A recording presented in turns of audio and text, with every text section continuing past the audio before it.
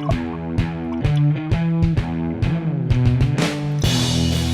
everyone, my name is Becky. I'm from the Adreno store in Brisbane, and today we're going to be talking about dive knives.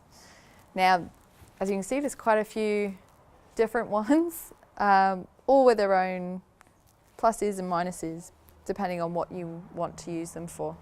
So the first thing you need to think about is the shape.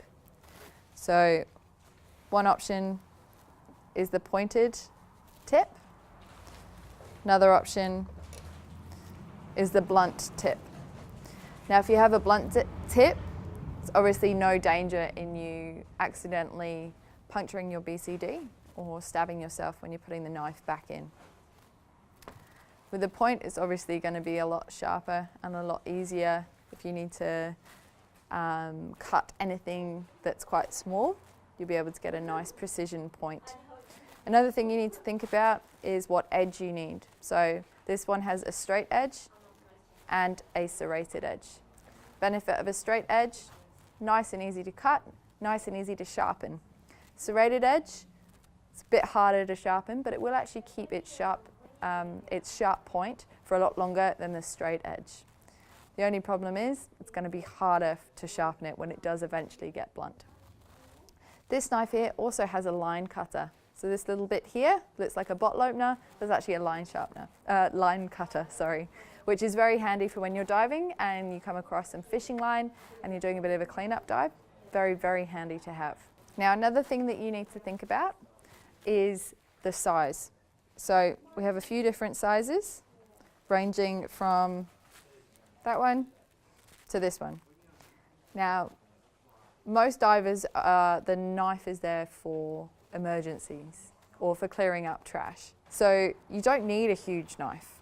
Small knife is perfectly fine, but it's whatever suits you the best. So one next thing you need to think about is whether you're going to go for a titanium or a stainless knife. Now the stainless knives are mostly made of 300 to 400 alloy, and the lower number means that it's less likely to rust. Unfortunately, it does mean that it's not going to keep its sharpness as well though. You're going to be better off going for a higher number to get that sharper blade, but then you're going to risk rust setting in a little bit faster. Now, the titanium blade, in contrast, such as this one here, the titanium is going to be a little bit more expensive. It's going to keep a sharper edge though.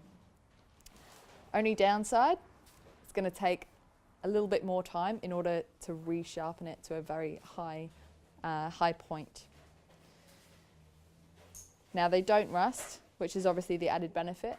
And if you're anything like me and you leave your knife on your BCD and don't clean it and dry it properly, then a titanium is probably your best one to go for because it's going to last you a bit longer. Another thing that you need to think about is where you're going to attach your knife.